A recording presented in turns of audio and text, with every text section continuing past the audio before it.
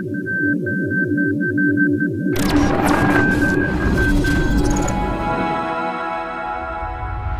hear you, Patrick. They hear the Nickelback references. Here we go, guys. So there I was. Yes! Listening to Nickelback. Yes! All right. No, everybody, I was excited about They Can Hear Us, not the Nickelback. We'll find out about the Nickelback. We got it fixed. This is the most exciting thing that's going to happen in the whole show is the fact that they can simply hear you, and it's not just me trying to talk to two people that they can't hear. All right, Freddy, tell them your Nickelback story. Okay, Nickelback story. So I was walking into my local used bookstore, pillaging the Star Wars aisle as always, which I've got, I don't know, maybe 7 books here and a couple of surprises. But I walked in and they were playing Rockstar, and I fantastic. Meg comes to mind. I feel like we just had to talk about it on the podcast. This has to be a Nickelback episode. Because we all my just gosh. want to be big rock stars living in tour buses, driving 18 cars. And I'm going to see myself off the pod now. Well, you're in the right place, Patrick. You are in the right place because I kind of unironically, but a little bit ironically, and sometimes I'm not totally sure how I feel about Nickelback, but what I do know is, regardless of how I feel about Nickelback, I know that I love me some Star Wars books. How about y'all? Let's roll the tape and get this thing started.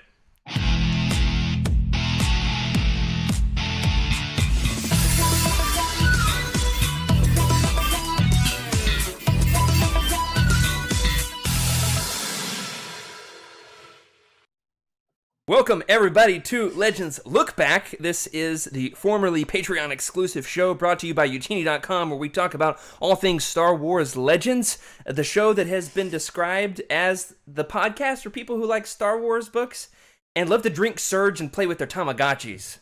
We're going to be celebrating our rich EU history as well as diving into... How'd you guys like that? We're diving into lesser-known Star Wars classics as well. I'm your host, Jared Mays, joined as always by...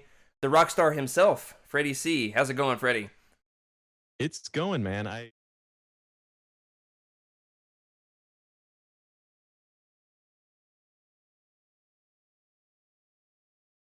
Books. I'm not sure when we're going to make that. Into the show. Save it, Freddy. They got to stay for the whole show. They got to get all those Twitch watching points. What are those things called? The little bubbles that pop up as you're watching? I love those things so much. Pop-up videos. Absolutely.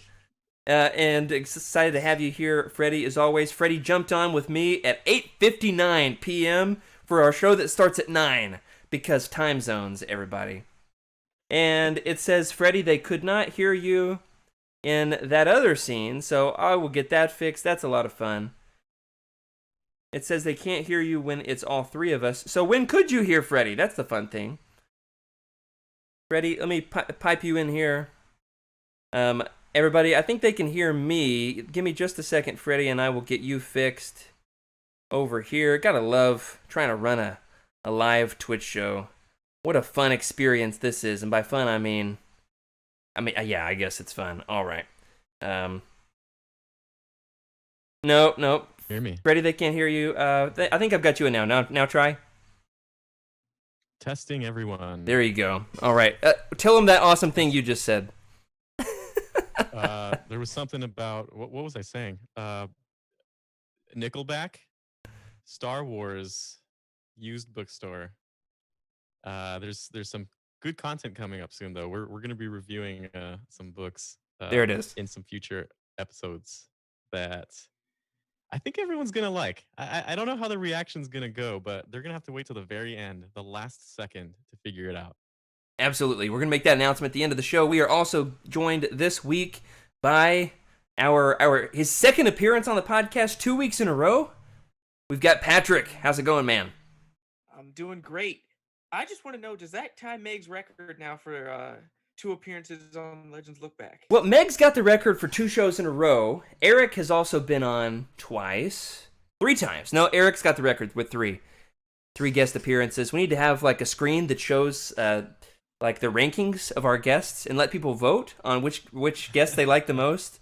They can just like text it in. We'll get that feature added soon. But as we get started this week, I've got to tell you about my latest Star Wars books problem. You ready for this? Today I got a text from my wife about my Star Wars book addiction. You ever get that from your partner? Let us know in the chat. You ever get a text from your partner about your Star Wars books problem?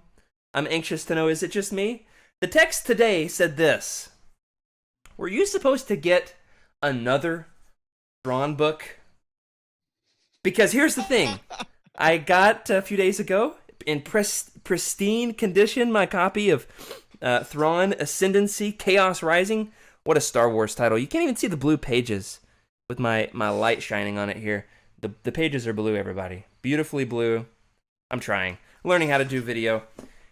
Got this awesome copy of the book in the mail. So excited to dive in and read it. And then today in the mail arrives not one but two copies of Thrawn Ascendancy Chaos Rising. So here's my question. What in the world am I going to do with two copies of this freaking book? Read them both. Well, it is a dense enough book where I feel like I'm going to need two read-throughs in order to make it through. You know, I've got to admit, I started Thrawn Ascendancy Chaos Rising. I'm not going to say that whole title every time. Yeah, they're canon books, Wes. I know they're canon, but Thrawn, we claim him as a Legends character, and there's no way you will ever convince me otherwise. All right, I was so excited to start the book, made it an hour and a half into the audiobook, finished it, and was like, I don't have a clue what I just listened to in the last hour and a half. So a couple days later, I restarted it. I was like, I'm just gonna start clean slate, start this sucker over. Made it through the exact same hour and a half. First, like, 2 chapters. Finished that hour and a half listening session, only to turn off my audiobook and still feel like I had no idea what I had just listened to. So, I don't know about y'all, but I'm doing great. Doing great over here. Absolutely great. Jared, what you described was my high school algebra class. Perfect. Yeah, I think it's an experience that a lot of us can relate to for sure. You know, it can't be that unusual for people to try to make it through an audiobook and maybe their mind's not in the right place. How are you guys doing in the new Thrawn book? How are you feeling like it fits as a Legends book? Would it fit in the Legends continuity? Let me know. Couldn't be more excited to get into that. But you know what book I have read multiple times, both in hardback and on audio, and I do remember very clearly, if you're watching on our Twitch live stream or our YouTube video, first of all, welcome. Glad you're with us. And that is The Old Republic Revan by Drew Karpyshyn. And I am excited tonight for us to finish out this bad boy. Last week we talked about the characters. This week we are getting into the overarching questions. Are you ready?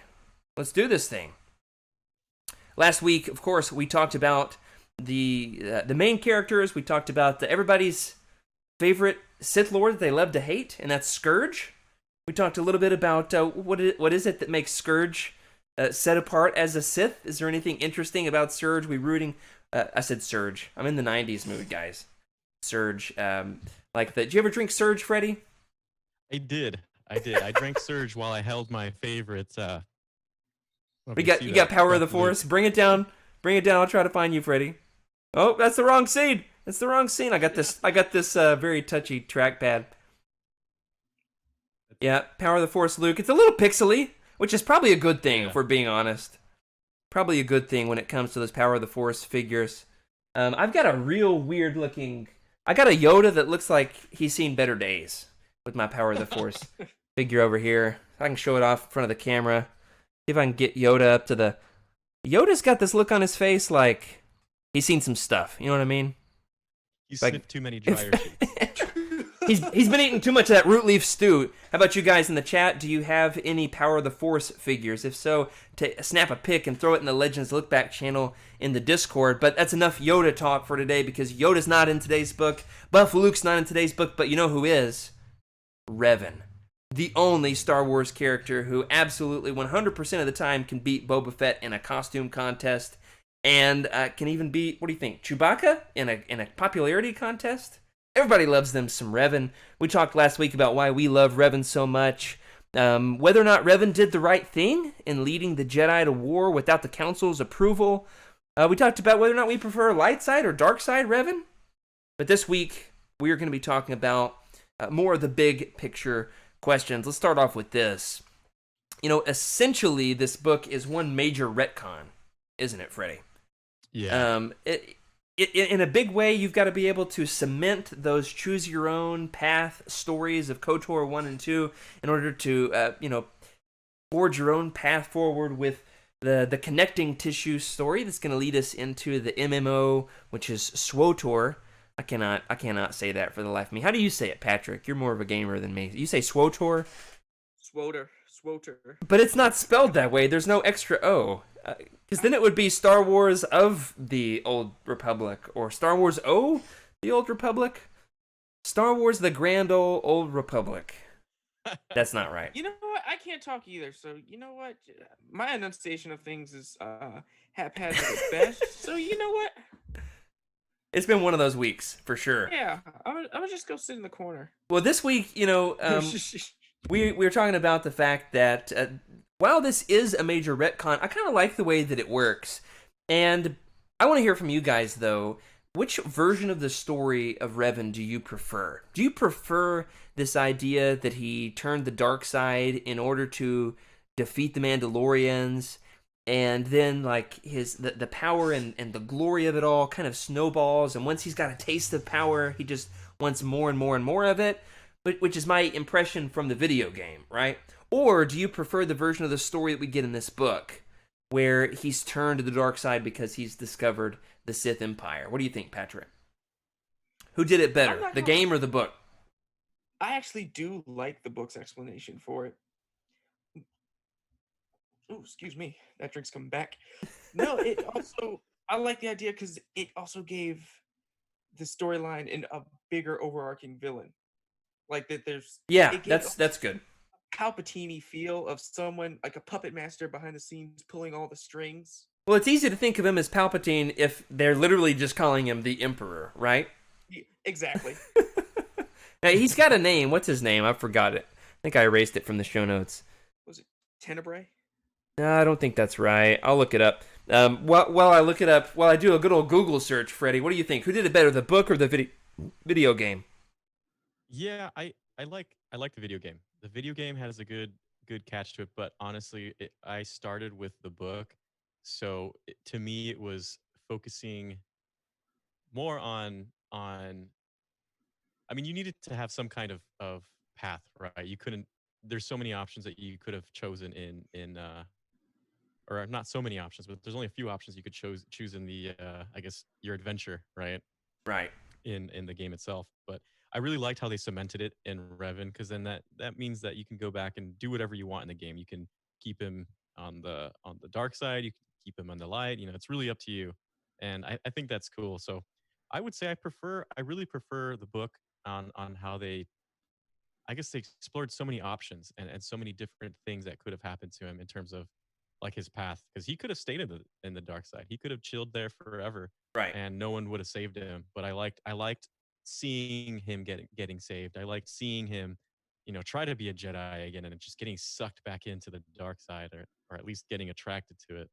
Yeah, that's one of the interesting things, Freddie. I don't know why your picture's showing up better in one screen versus the other. You're looking better in this frame, so we're just gonna leave you here. Stay put, Freddie. All right. Stay in your lane. Stay in your frame here. I'm the one who holds the controls. Go ahead, Patrick. I do have one question.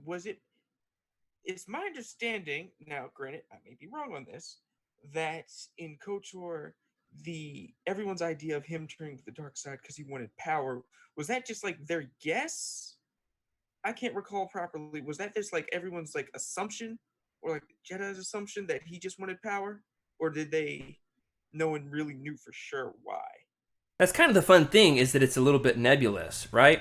They're telling me to turn up your mic, Freddie. I will get that fixed on my end. Don't touch anything on your end. Don't listen to the chat, Freddie. I will fix it. That's one of the things that works really well, Patrick, is the fact that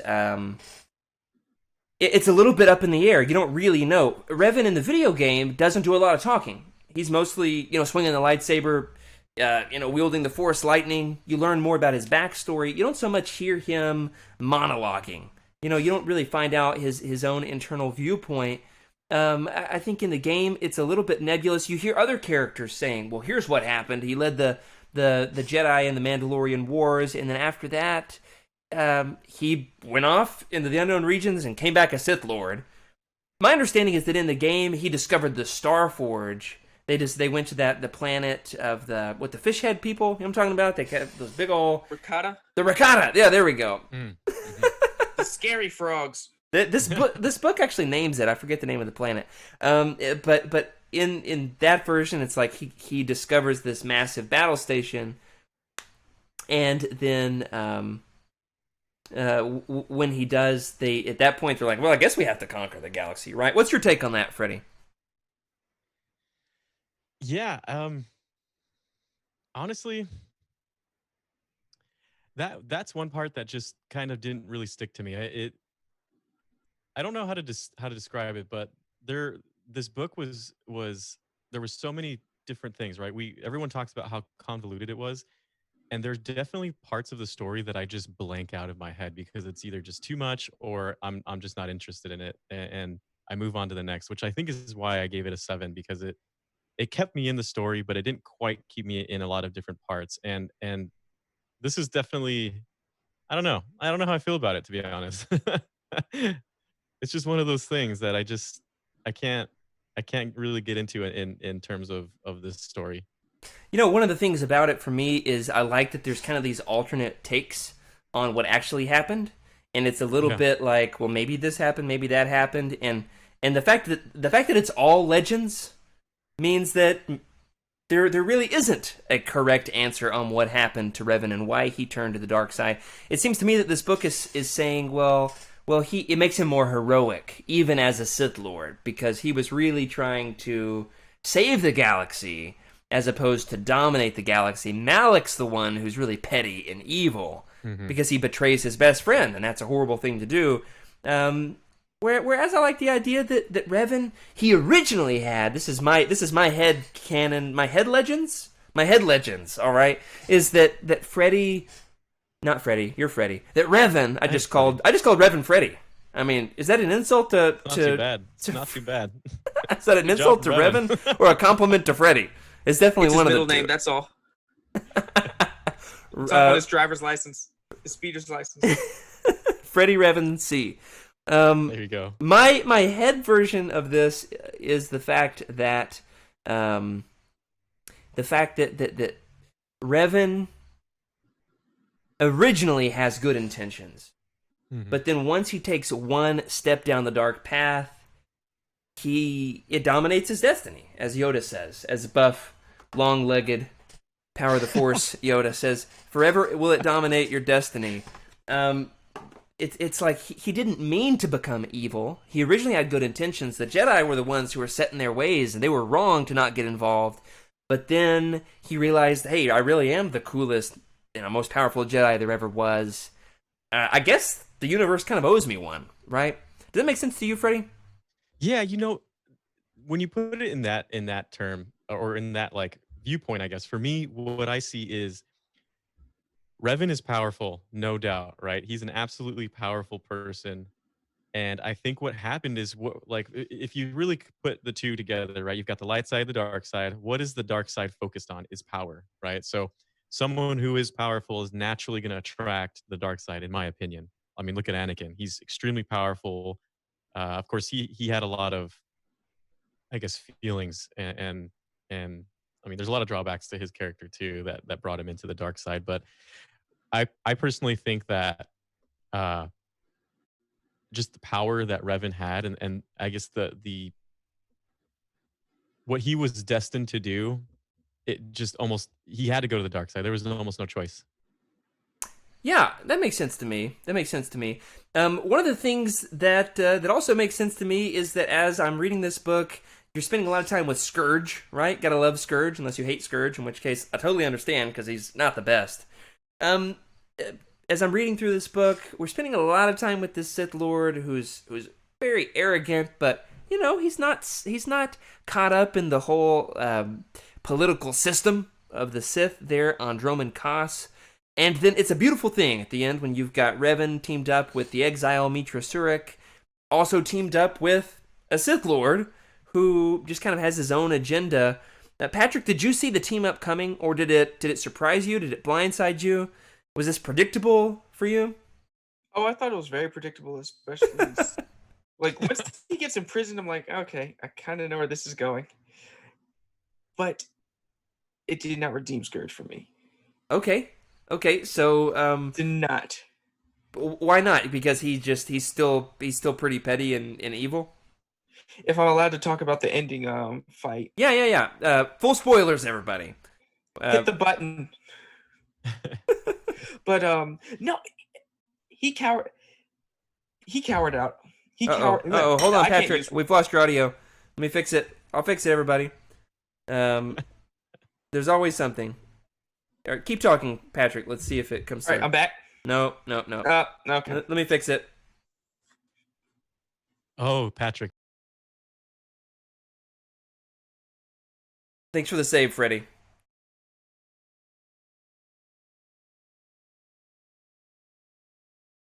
Such a fan. Keep going. There it is. All right, you're in. Go ahead, Patrick. We're back. Okay. No. No one heard that. Oh. No. He.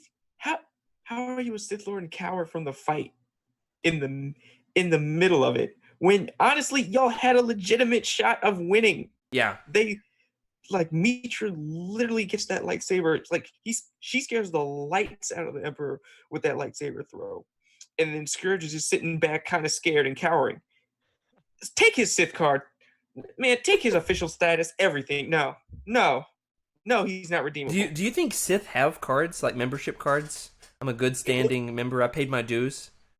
I don't care if he's got 5 points left to a sub. Take it away from him. What do you think? What do you think, Freddy? Was this predictable for you? Was it surprising? Did you see this coming? When it came to this huge team up fight, they're fighting the Emperor. You got Revan versus the Sith Emperor. And by the way, Patrick, you are right. His name is. We're both right and we're both wrong. His name is, as you said, Tenebrae. I was thinking Tenebris, Darth Tenebris, but that's a different person. Don't be confused, everybody. There's Tenebrae and Tenebris. But he also goes by Vitiate. I knew him as Lord Vitiate. That's the name they use more in this book. You're more familiar with the video game, Patrick, and I couldn't get past like the first level. So you've got that one on me. So we're both right on that. But Freddy, what do you think? Did you see this coming? For me, it was kind of surprising. I was excited to see Revan teamed up with the Exile from KOTOR 2, teamed up with this the Sith Lord that we've got to know in this book. What about you? Was this? Are you with me or Patrick? Yeah. You better take my side, or you're off the show. Well, thankfully, it was kind of a surprise. I didn't completely expect it.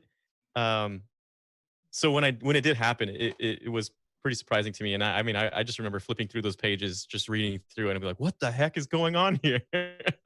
And then going backwards just to like start it again to see how it happened. It was pretty awesome. I liked it. I liked it a lot. Yeah, I did too. Maybe it's the fact that I read this when I was like 18 or 19. I didn't see it coming, so we'll blame my 18 or 19-year-old self for not being as savvy as Patrick for seeing it coming. But it is a pretty epic ending to the book.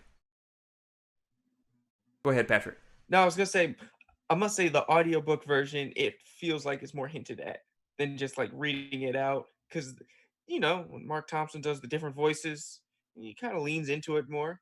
Because Mark Thompson's great at doing audio. Definitely leans into it.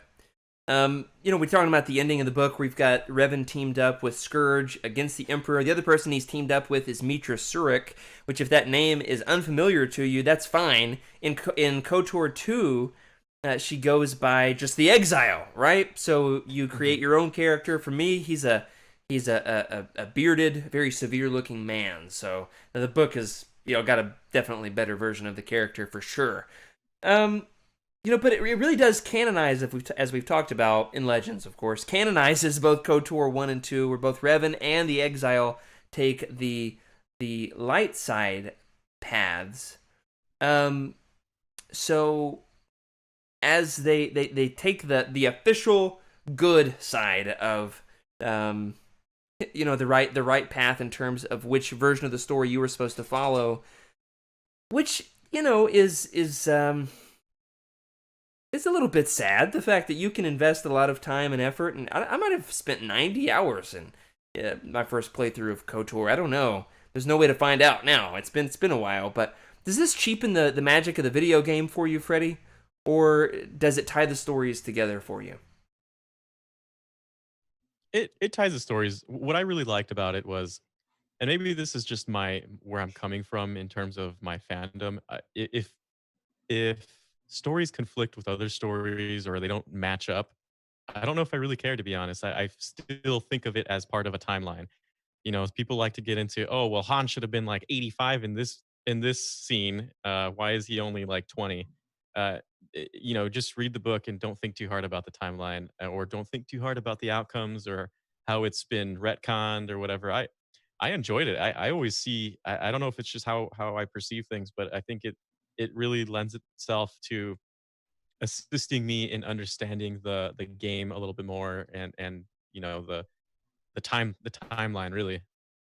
Yeah, over in the chat, Joxy is criticizing me for my 90 hours in KOTOR. Just totally made up that number right there on the spot. I'm trying to run a Twitch show over here, Joxy. So forgive me for juggling a lot of things over here. I'm just making numbers up as I go.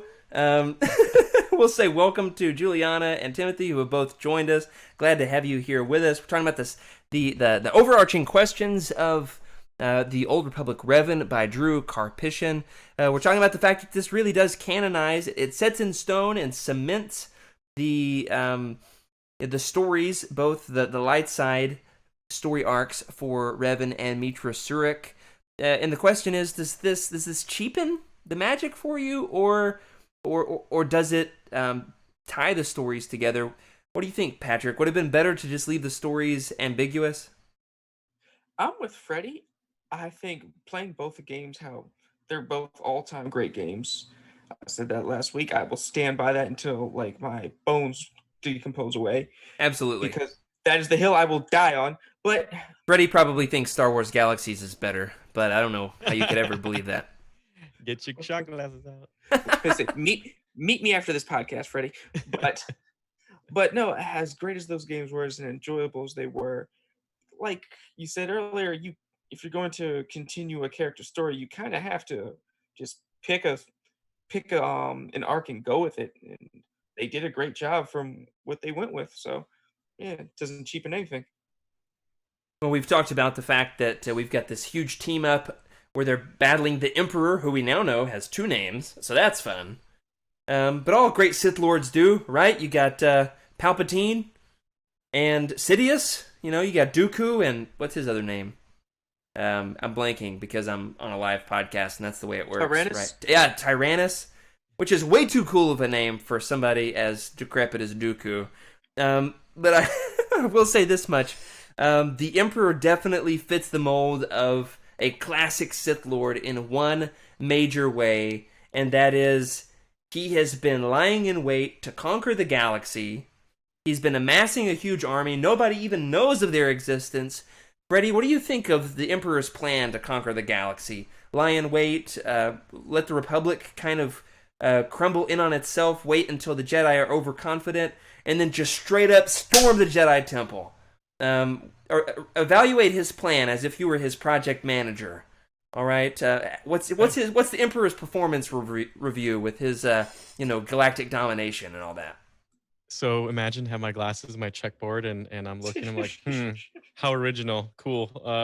Let's move on. So, the plan, I believe, and if you watch the cutscenes for Star Wars: The Old Republic, the MMO, you see a lot of that infiltration, right? The infiltration into the Jedi Temple, a lot of other stuff. And I think it's so Sith to have a secret plan and amassing a secret army in like a secret part of the galaxy. It almost makes sense. I find it hard to think of what Sith can do other than that, because it seems like it's a very common theme. Yeah, what do you think, Patrick? Stereotypical Sith right here. Absolutely. Stereotypical Sith. But no, it like you said earlier, it kind of does remind you of a Palpatine-esque plan. Right. Just wait for that perfect time, then hit all your marks, and then go for the attack. What I appreciate about Palpatine is he's a little bit more willing to get his hands dirty. He's literally right in the base of the Jedi's power, right?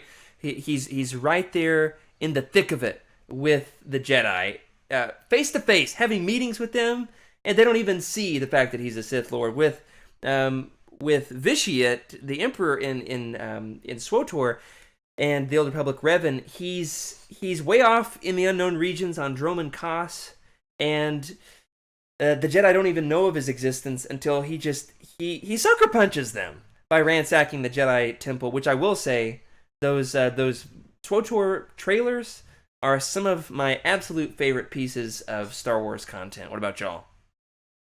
Absolutely. Yeah, I really like the visual. I mean, so before the video game came out, they had announced the cancellation of Star Wars Galaxies, and they were terrible time. Star Wars Galaxies #1 Star Wars game of all time. Anyway, Shot. But when those were coming out, it made me really want to play the video game, not just because of it being a Star Wars video game, but the cinematic trailers were amazing. They're so fantastic. I suggest everyone go out there and watch it. I remember in college, my buddy Luke, if you're listening, shout out to Luke, he and I would just sit in his dorm room and just watch those on a loop over and over and over, eating some yogurt, just watching those the Old Republic trailers, and then I never actually got a chance to play the game until recently. And I will say, speaking of YouTube videos, in the chat, Juliana's dropping some hot Legends knowledge on us over here, telling us about some Revan fan-made movies that we'll have to check out, as well as Legacy of the Force movies. Gotta love the impact that Juliana has. She comes into the chat late, drops these bombs on us. Amazing. What an awesome community. We're talking about the Emperor here. One of the things for me that really makes him stand out is, as a good Sith Lord, as Patrick says, a very stereotypical Sith Lord, one of the things that he does well is he's got this plan of, well, as a good Sith Lord does, trying to live eternally. And at the end of the book, huge spoiler for the end of the book, the major thing that he does is he captures Revan and is basically siphoning his life energy to live unnaturally. How'd you guys like that? How was my impression? That was good. It's been a long week. Anyway, he's siphoning he's siphoning his life force in order to extend. And how long has he even been alive? I'm sure Juliana's going to look up his Wikipedia page, and she'll have that for us in just a matter of moments. Juliana basically lives on Wikipedia. 1,500 years, is that what you said, Patrick? I want to say something like that. 1,500, 1,300. How do we see the Emperor fitting into this quest that the Sith have? What does this show us about the Sith's long-standing goal of finding a way to achieve eternal life, Freddy? We've talked about this a little bit in previous episodes, such as the Darth Plagueis episode and my favorite, which was Dark Empire, where we got naked Palpatine just with his cloning tanks. Oh, goodness. I almost forgot. I almost got that image out of my head, man. Never get that image out of your head. God. So, there's clearly a theme, right? That it seems like the Jedi can't wait to die and the Sith don't want to. That sounds so terribly morbid. We'll have Heather put that up on our Twitter this week. That's going to be our quote. Jedi like that boring. It's like, and I got to this temple, and I just kill me now. From today's episode. The Jedi can't... What was that, Freddy? Say it again? I got to write this one down. The Jedi can't wait to die and the Sith want to live forever. Something like that. Amazing. Yeah. So, it just comes down to that theme where they appreciate material things, right? They like being rich and famous, and, well, maybe not famous, but they like being rich. They like material. So how else can you enjoy wealth and power without being alive? So naturally they have to live, right? And how do you live? What's the one problem everyone faces? Time. And that's exactly how the Sith try to fix it, is let's just try to figure out how we can live longer. Yeah. Since we've talked about the Emperor trying to live forever, we've talked about young nude Palpatine. Now that we're doing this sucker we're doing it on live video, I can show this off in front of the camera. For those of you, we're gonna get censored by Twitch here. Here's our young, naked, slimy Palpatine. You know that he's got posters of Darth Vitiate up in his office, right? It's like his phone background, his data pad background is this page 126, 127 from the Dark Empire Omnibus. All right, well, enough of that. What about you? What about you, Patrick? Does the Emperor do a good job at this? Is he better than Plagueis Palpatine at the whole eternal life thing, or is he just a pretender? Honestly, I had to think he was the original at this. 'Cause what was he? I want to say he was like between 13 and 1500 when this comes out, because he had already siphoned everybody off Nathema. Right. So at this point, he's got a lot of force power residuals in the tank to last him a good another couple thousand years. And let's be honest, when you got 1,000 years to plot, you're gonna come up with something good. Yeah, that's a good point that you bring up there, Patrick. The fact that one of the major bombshells in this book, especially what makes Scourge hesitant to throw his hat in with the Emperor, is when he realized just how insanely evil the Emperor really is. When, is it Nyrus? Somebody shows him what he did to the planet of Nathema. He basically atomic bombed it by siphoning an entire planet's force energy, not just the men, but the women and the children too. And of course, all of its he takes all of their vegetation, every living thing he siphons into himself. He basically destroys an entire planet. He is the original Death Star. So, Freddy, would you rather be blown up by the Death Star or have your life force sucked up by Darth Vitiate? No, we won't. We won't go there. Yeah, no, I'm pretty sure. Let's just go to the Death Star and just get it over with. Absolutely. Well, in terms of the fact that the Sith living forever has become relevant again with the rise of Skywalker, you're looking for a good fix on that. A really good story of what a Sith is willing to do in order to achieve eternal life. That aspect of this book is absolutely excellent, don't you think, Patrick? Oh, of course. It stays right on theme with them. Yeah, I think it provides a really interesting wrinkle, especially as the Emperor has basically taken an entire planet's life force. One of the places that really receives a lot of attention in this book, it's a great introduction to the planet of Droman Kos, which is actually featured on an old school Utini bookmark. You got that one, Freddy?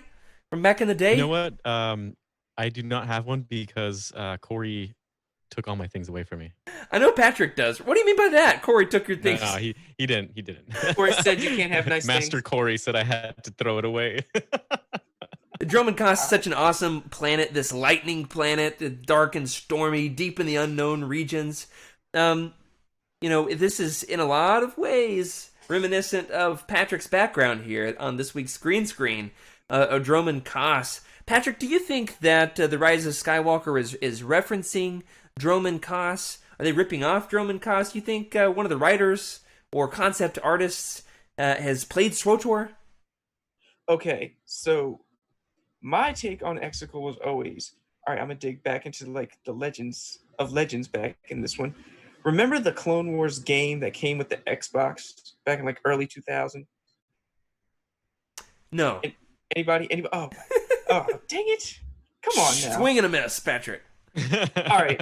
One of the later levels was this planet called like Thul or Thul or something like that. Okay.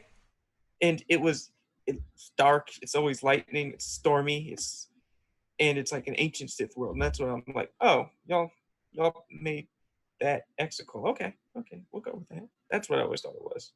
Okay, that's interesting. What do you think, Freddy? I feel like Droman Kos is the embodiment of what a teenager feels. It's a teenager's deep, dark soul. I think my 18-year-old brother's with us tonight, so we'll let him chime off and let us know. Is this true? Is it accurate? Is it a dark Freddy, and stormy planet of Sith Lords? Droman Kos equals puberty. Yes. Got it. Oh, man. Hormones. Incredible. In high school. What's interesting is we've gotten some of these recent movies, and they really have referenced some of these old Legends titles. Solo was especially egregious in a lot of fan service. You know, we've got the reference to Terrace Kasi and Ara Singh. It's just loaded from beginning to end with references. But between Dark Empire and what I believe is a reference to Droman Koss, The Rise of Skywalker isn't afraid to dip its toe into Legends, which I really appreciate. Patrick, you're giving me a face like I don't know about that. No, I'm actually not in agreement with you because I'm not sure if I remember this correctly, but didn't some people say they could see like Nihilus's mask in the Exegol Temple? in Oh, Rise of yeah, Skywalker? totally. Yeah. Okay, I'm not just making stuff up. Okay, thank you. I'm not Yeah. crazy. We've talked about some pretty heavy topics here tonight. You know, the quest for eternal life, Nickelback, you know, the big overarching questions. So let me end us out with this one last question, and I'd like to get everybody in the chat. I gave you a heads up on this, so hopefully you did your homework. I want to know, you know, this book gives us some pretty awesome Sith names, right? We got Nyrus, it's a great name. You got Scourge, the best Sith Lord name ever. It's almost as if he was like, I might as well just name myself Angst, Darth Angst. Scourge is such a heavy name. Darth Slayer, you know, it's kind of what it feels like, right? Patrick, we're gonna start off with you. Legendsy. Lead us off here. Very Legendsy. He's in the right place. He knows what book he's in. He knows he's gonna be on a 2-part Twitch podcast one of these days, and he is here for it. Can you outdo Scourge? What would your Sith Lord name be, my friend? Darth Vile. Vile, like Nick Viall from The Bachelor.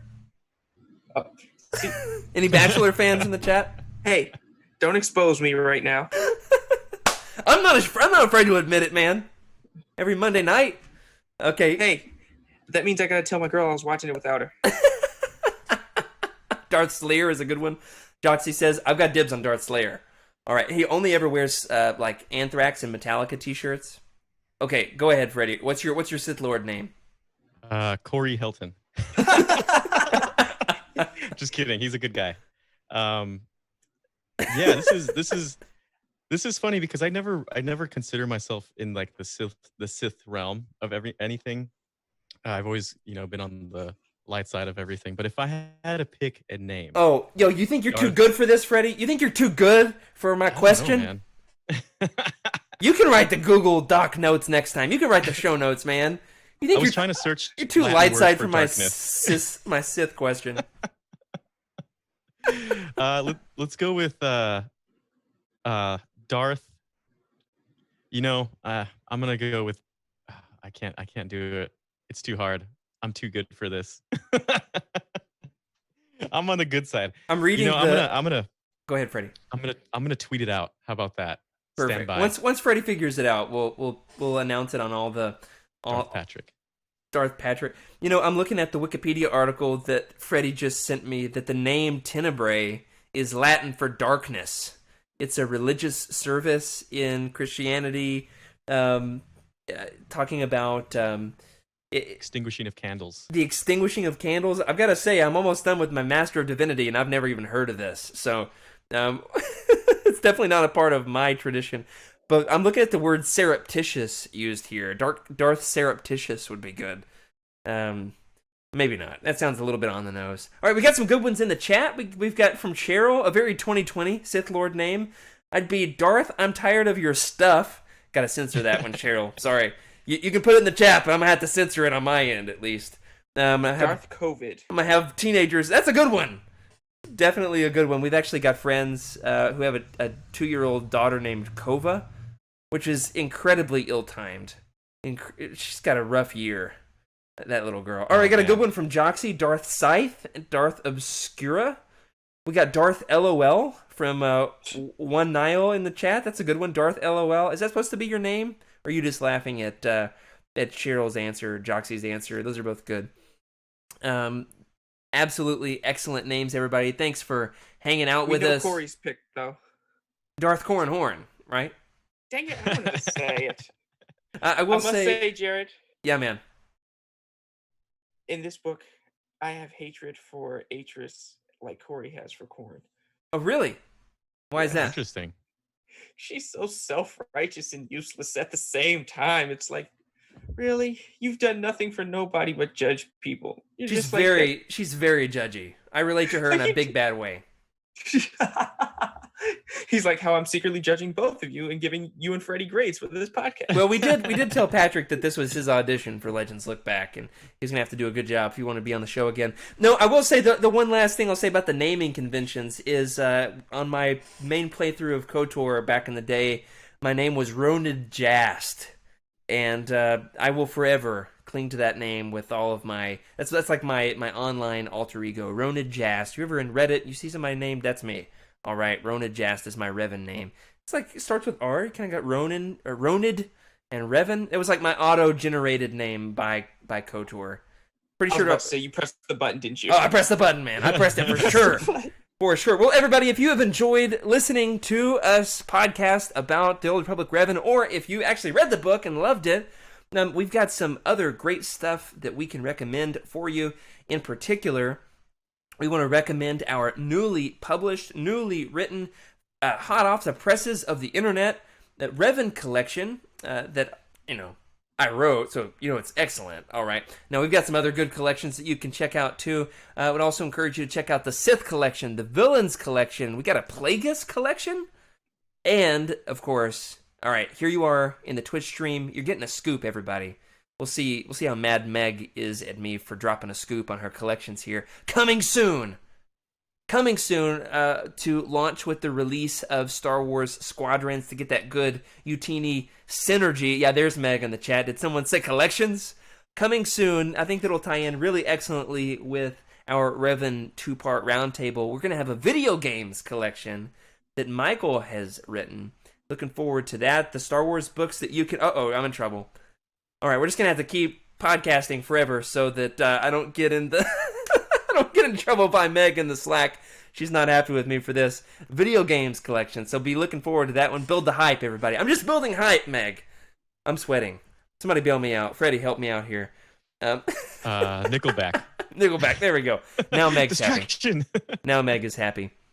I will say, now that we've got the release of Thrawn, Ascendancy, Chaos Rising, one of the cool things that I would encourage you to do is check out, if you're enjoying some Thrawn in your life, check out our Thrawn collection that Charles wrote. It's a really excellent one. Some good Thrawn books, a lot of good deep dive legend stuff you can dive into with that. And one last massive announcement before we wind this sucker down. Coming up next, we're going to have another episode that's topical. We're still ironing out, but before that, we do want to go ahead and give you the heads up that our next book that we are going to tackle as a roundtable on Legends Look Back is the Legends seminal masterpiece. This is for you, Cheryl. Buckle up. We are going to do Heir to the Empire by Timothy Zahn. We are starting the Thrawn trilogy, everybody. Get hyped. You excited for that, Patrick?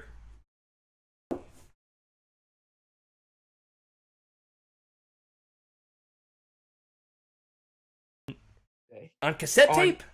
On cassette tape. No, I'm excited. Now, I have nowhere to play it, but I still have it. Oh my gosh. Yeah, I don't have any cassette players either, but that's incredibly epic. All right, we're going to have to invite Patrick back on now that he's talked about cassette tapes. Well, that does it for this week, everybody. Thank you for listening to Legends Look Back. Thank you for joining us. For those who have been with us live in the chat, super excited to spend our Thursday night with you. If you're watching later on YouTube, remember to like, subscribe, share, hit that bell, all that good stuff that I'm supposed to say as a YouTube host. Still new at this, so give me a break here, people.